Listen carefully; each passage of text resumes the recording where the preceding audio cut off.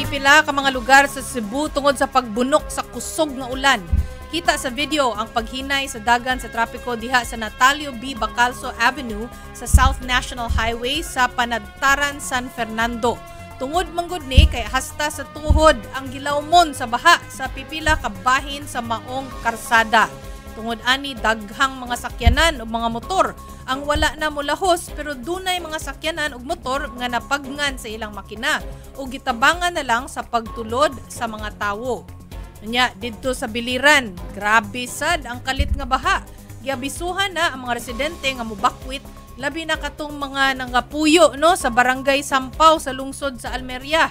Matud pa sa pag-asa kaning pagbaha nga dala sa kusog nga ulan tungod ni sa bagyong Ramil nga nagdala og lapad nga pag-ulan sa nagkalain-laing dapit sa Visayas. Ang tune signal number 2 na ang gipataas karon sa pipila ka lugar sa Luzon ug sa Visayas tungod sa bagyong Ramil. Mga itog update gikan sa Pag-asa Visayas kauban ang atong weather specialist karong gabi nga si Mark Gales. Mark, good evening. Asa man karon ang bagyong Ramil ug asa gyud ang may wind signals? Mayang gabi, Ma'am Chiki. Ugap mga sakilipig kami now. Ang kita sa ito ang napantayan nga si Bagyong Ramil. Kaganina hapon no, nakalantol digid ni diha sa may Gubat, Sorsogon. As of 4 p.m., ang location sa sentro sa maong Bagyong Ramil, naana diha sa kadagatan diha sa may Gubat, Sorsogon. And sa karon naagyapon siya sa tropical storm na category. Diin ang hangin dala niya dito siyang sentro naa sa 65 kilometers per hour and ang gustiness o mga pagkusukuso naa sa 90 kilometers per hour. Hinay kining gairo karon pa kasadpan o westward. And sa karon as of to ang tropical cyclone bulletin number 11 issued kanina alas 5 sa hapon. Doon na yung mga lugar nga naa sa tropical cyclone wind signals 1 and 2.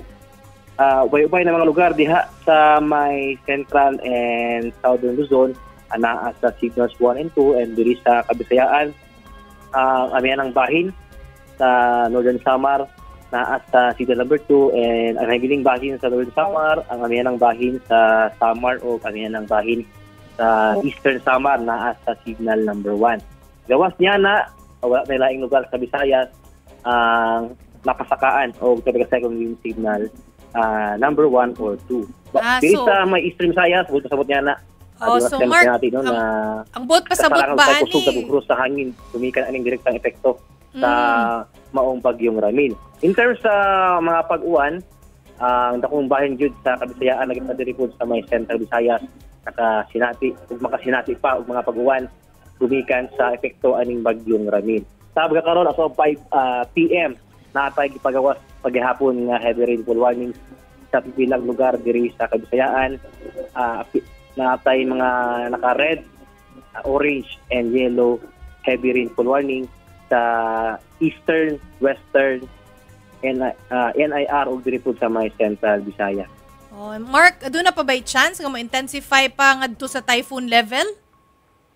Sabi ka naman naman siya sa kayuta sa mga isla, muagi na siya mga yuta. Sa karon less likely na siya mo-intensify into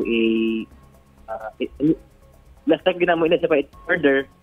So, sa nakita, tabigil siyang tropical storm sa dihang magbaybay ni siya o mag-traverse diha sa may Southern Luzon o diha sa may Central Luzon. At doon natin nakita nga another landfall scenario diha sa may Aurora, ugma sa buntag o hapon. Sa doon nakita, tabigil siyang tropical storm sa dihang mo-traverse siya diri sa may mainland Luzon.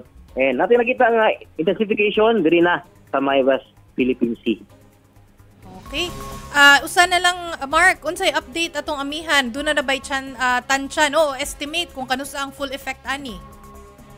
Sa ato nakita, ma'am, most like, nanatay mga atong gitawag nga northeasterly winds o mga northeasterly component hangin. So, muna ni mga tinailan na padulog na amihan. Basta wala pa kita sa amihan o north. Mas likely karong mga third week next week, ma'am, or fourth week. Sige na nato madeklara na ta sa northeast monsoon. So sa mga umaabot ng mga tungal ekspekta, mag-anam nagkabugnaw ato ang panahon kumpara nato sa mga nilabay na mga buwan. Okay, daghang kayong salamat nimo. Happy weekend, Mark Gales gikan sa Pag-asa Visayas.